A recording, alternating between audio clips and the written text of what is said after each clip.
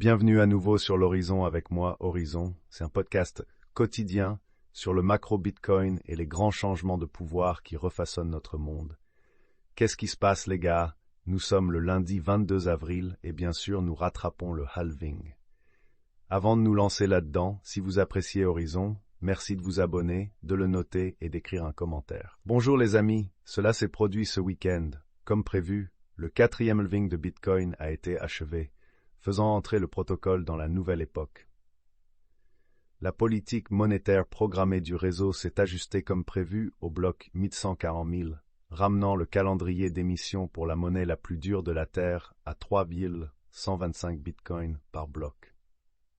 Le halving a eu lieu tard dans la soirée du vendredi sur la côte Est, mais il a quand même eu lieu le 20 avril en temps UTC.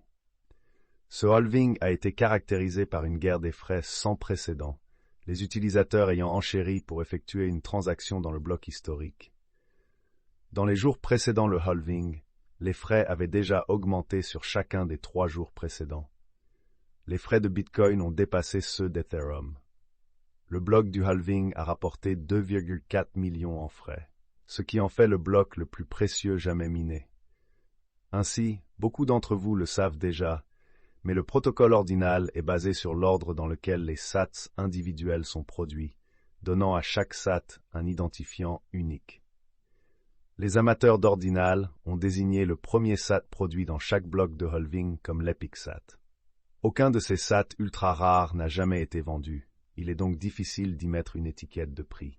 Cependant, un sat rare plus courant a été vendu pour 100 000 $ en janvier, et certains collectionneurs d'ordinals estiment que l'Epicat pourrait se vendre pour plus d'1 million de dollars. En entrant dans le halving, beaucoup pensaient que cet Epicat entraînerait une compétition féroce entre les mineurs. L'exemple le plus extrême de cela aurait été une réorganisation des blocs, où des blocs récemment minés sont invalidés. Ce processus est extrêmement coûteux, mais les analystes pensaient que cela pourrait valoir le coup en raison de la valeur de l'Epic Sat. Il y a eu des tentatives de réorganisation, mais il semble que l'action la plus rentable pour les mineurs était simplement de produire des blocs normalement pour recevoir les frais élevés, qui ont persisté pendant le week-end. Samedi s'est avéré être le jour le plus lucratif de tous les temps pour les mineurs. Environ 68 millions de frais ont été payés, battant le précédent record d'une journée de 24 millions. 9 des 10 blocs comportant des frais les plus élevés ont été minés après le halving, le seul autre étant le résultat d'un paiement excessif de frais en novembre dernier. Comme beaucoup de choses se sont passées pendant le week-end, le lancement du protocole Mcoin natif de Bitcoin, appelé Runes, a également eu lieu. Le protocole est considéré comme une grande amélioration par rapport à la norme précédemment acceptée pour la création de memcoins sur Bitcoin, connue sous le nom de BRC2. L'utilisation de l'espace de blocs de Bitcoin pour les memcoins a été très controversée. Une autre prise plus générale était que cette orgie de frais a montré que les frais pourraient être une voie viable pour la sécurité de Bitcoin. Depuis des années, on s'inquiète du fait que Bitcoin a un problème de sécurité à long terme. Alors évidemment, un jour de frais record ne prouve pas que le problème à long terme est résolu. Cependant, il démontre que les frais pourraient être une source viable de financement de la sécurité s'il y a une raison d'utiliser la blockchain plus souvent. Et bien que les frais moyens le jour du halving aient atteint 128 $, la frénésie semble être en grande partie terminée. Les frais moyens sont maintenant retombés en dessous de 10 $ par transaction, ce qui signifie bien sûr qu'avec la réduction temporaire, les mineurs devront à nouveau se contenter des récompenses de blocs réduites. Alors que se passe-t-il maintenant que le halving est passé?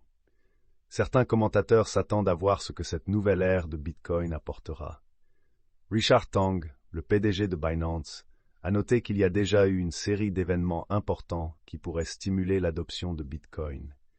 Il a dit, en plus de la percée de l'ETF, qui a suscité l'intérêt et la participation institutionnelle, un autre courant majeur dans la crypto aujourd'hui est l'essor de l'activité de la couche 2 et de la DeFi sur le réseau de Bitcoin, alimenté par la popularité du protocole ordinal et des inscriptions de Bitcoin. Bien que Tang soit optimiste concernant le prix du Bitcoin, il conseille la prudence. Le milliardaire investisseur Mark Cuban estime que cette ère tourne tout autour des mineurs, mais pas pour la raison habituelle. Cuban n'accorde pas d'importance au halving, déclarant que cela va simplement rendre plus difficile le paiement des mineurs. Au lieu de cela, il est beaucoup plus intéressé par la façon dont l'exploitation du Bitcoin s'intègre dans une économie en rapide évolution. Il est certain que le halving a également marqué la fin de l'action baissière du prix, du moins à court terme. La semaine dernière, le prix du Bitcoin est passé plusieurs fois en dessous de 60 000 $, et certains analystes craignaient une baisse plus importante dans la perspective du halving. Plusieurs bureaux de recherche ont commencé à suggérer que le halving n'était pas seulement pris en compte, mais qu'il pouvait être un événement de vente.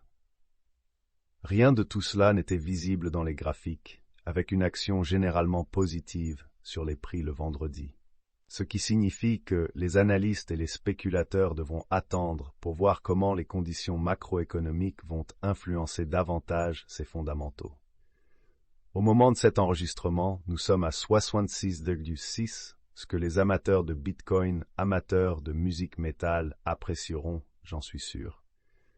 Nous avions une période là pendant un moment où c'était principalement sombre, où les gens avaient commencé à se faire à l'idée que peut-être, juste peut-être, ce marché haussier s'était essoufflé très très vite. Maintenant, en grande partie, la conversation tourne beaucoup plus autour de cela étant une bonne opportunité d'achat. Que ça se réalise reste à voir, mais ce sont les vibrations d'ici, pas un mauvais endroit pour commencer la semaine. En tout cas, c'est tout pour aujourd'hui sur Horizon. Merci une fois encore à mon sponsor pour le soutien d'aujourd'hui sur Horizon.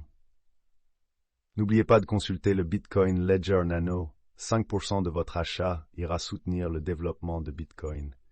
Jusqu'à la prochaine fois, soyez prudents et prenez soin les uns des autres. Paix.